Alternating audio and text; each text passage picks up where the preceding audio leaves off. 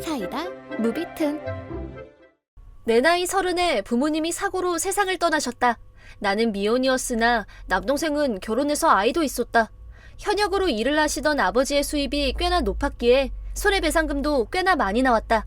그건 남매끼리 반으로 나눴지만 집은 내가 동생에게 시세의 절반만큼 현금으로 주고 가졌다.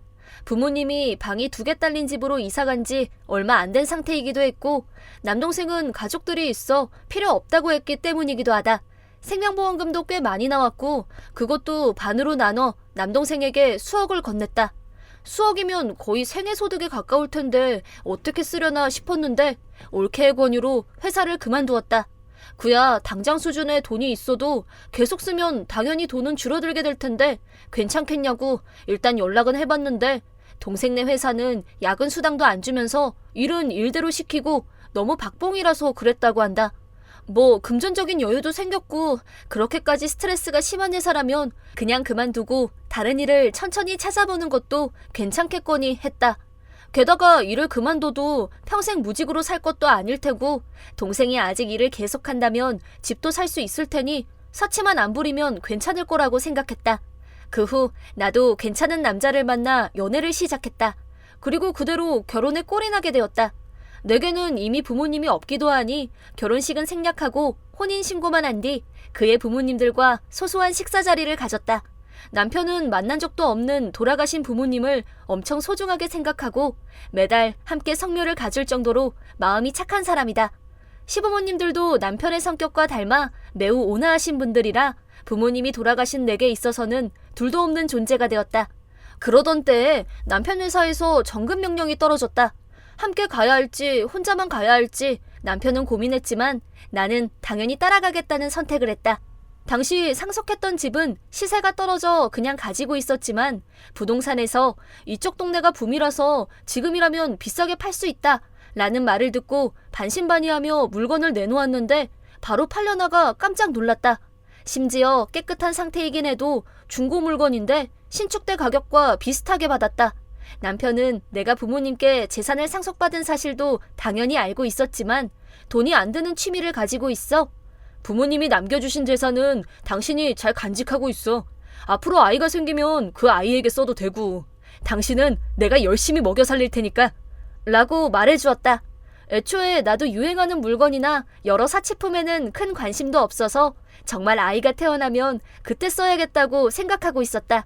남편의 정근기간은 1년에서 2년 정도였는데 지방 특유의 온화한 분위기가 나에겐 딱 안성맞춤이었다.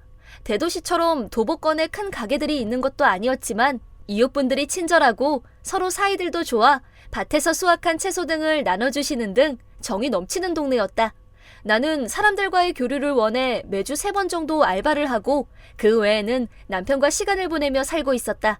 이웃분들에게 배워 밭에서 채소를 키우거나 낚시를 하거나 낚은 물고기로 다 같이 밥도 먹거나 하며 즐거운 날들을 보내고 있었다.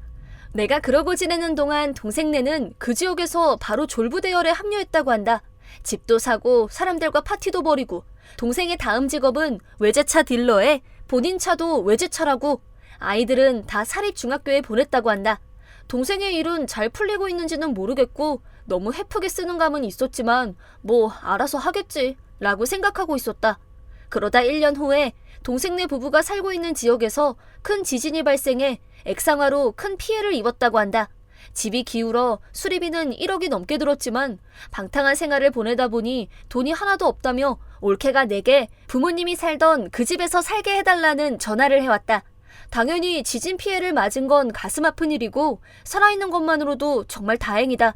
하지만 내가 결혼했을 때 올케가 이렇게 홍계진한 여자를 데려가시다니 독특하시네요 라고 말했던 걸 잊지 않고 있다.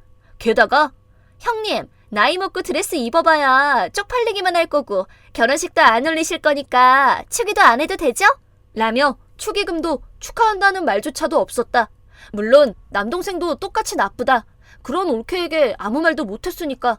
물론 조금 혼기가 늦긴 했지만 나는 그 덕에 멋진 남편을 만났는데 그런 식으로 말하니 화가 나서 그 후 등지고 살아왔다. 그래서 딱하게 됐긴 한데 집이 기울어서 못 살게 되었으면 이사를 가든 알아서 하세요. 이쪽도 이쪽 생활이 있으니까 라고 말해줬다. 가족이 지금 지진 피해를 입었는데 말하는 꼬락서니가 왜 그래? 그렇지만 부모님 유산은 공평하게 딱 반으로 나눴으니까 그런 말을 들을 이유는 없네요. 돈을 흥청망청 쓰는 것 같던데 스스로 선택한 일이잖아요. 라고 딱 잘라 거절하고 전화를 끊었다. 그랬더니 다음날 집을 팔아준 부동산 가게에서 전화가 왔다. 올케가 혼자서 부모님이 살던 집에 들이닥치는 바람에 경비원이 경찰을 불러 끌려갔다고 한다. 들어보니 올케는 이 집은 가족 집이라서 내가 들어갈 권리가 있다고. 우리는 여기서 살 거야. 들어보내 달라고. 라며 난동을 부려 경비원에게 붙잡혔다고 한다. 내가 팔았으니 당연히 새로운 사람이 살고 있다. 심지어 원래 보안이 철저한 건물인데 그냥 나 잡아가쇼 하는 것과 다를 게 없다. 경찰의 훈계를 들은 올케는 곧바로 내게 연락을 했다. 아니, 집주인이 다르다는데 이게 무슨 소리야? 뭐냐뇨. 그게 당신이랑 무슨 상관이죠? 말했잖아. 우리는 지금 형편이 어렵다고. 집에 살게 해달라니까. 이제 와서 그 집에 살게 해달라고 해도 소용이 없어요. 아, 진짜 그렇게 나오기야? 동생네 가족이 이렇게 됐다는데? 어찌됐든 안 돼요. 저는 남편이 지방으로 정근 가게 되어서 같이 이사하느라 집을 팔았거든요. 뭐? 그런 말은 처음 듣는데? 왜 멋대로 팔아? 당연히 말을 안 했으니 처음 들으시겠죠. 그리고 제가 제 집 팔겠다는데 왜 당신네들 허락이 필요한 거죠? 그쪽 집에 살겠다는 예정이 다 날라갔잖아. 대신 돈이라도 보내. 판돈은 있을 거 아니야. 네? 제가 왜요? 그건 안 되겠네요. 게다가 사실 저는 지금 임신도 했어요. 지금은 저도 알바도 안 하고 있고 앞으로 돈도 더 많이 들 거고 아이를 위해서 유산도 남겨둘 거예요. 그건 출산하고 나서도 얼마든지 돈은 벌면 되잖아. 우리는 지금 당장 돈이 없다고. 제가 결혼했을 때는 축하의 말은커녕 독설만 늘어놓고 축의금도 없을 정도의 사이였는데 도와줄 이유가 없지 않아요? 잠깐만, 웃기지 마. 혼자 잘 먹고 살 생각 말고 나한테도 나눠달란 말이야. 자기들이 돈을 막 써놓고 이제 와서 무슨 행패를 부리나 싶었다. 핸드폰 너머로 올케가 욕을 내뱉는 소리가 들렸지만 나는 그냥 끊어버렸다. 이사간 주소는 동생 부부도 모르기 때문에 불쑥 찾아올 걱정도 없고 전화도 그냥 무시하면 그만이니 그 후로 신경 쓰지 않기로 했다. 집이 좀 기울었다고 해서 딱히 살지 못할 건 또 아니니까. 다만 그 후에 우리가 생각했던 것 이상으로 동생 부부는 낭비가 심각했는지 돈이 완전히 동나버렸고 지진 피해도 있어서 결국 대출도 못 갚게 되어 집을 강제 청산당했다고 한다. 남동생이 하고 있던 외제차 판매점도 폐업되어 수입도 거의 없어서 지자체가 운영하는 집으로 옮길 수밖에 없었다나 뭐라나. 조카들의 학비도 필요할 테니 여러모로 힘들겠지만 뭐 지진으로 인해 약간의 동정은 들어도 도와주고 싶다는 생각은 들지 않는다. 혹시 올케의 태도가 조금만 달랐다면 분명 우리 부부도 다르게 나왔을 거라고 생각한다. 뭐 올케한테 잡혀 살고 있는 남동생도 똑같다고 생각한다. 하지만 남을 까내릴 만큼 까내리고는 자기가 어려울 때만 도와달라니 무슨 낯짝인지.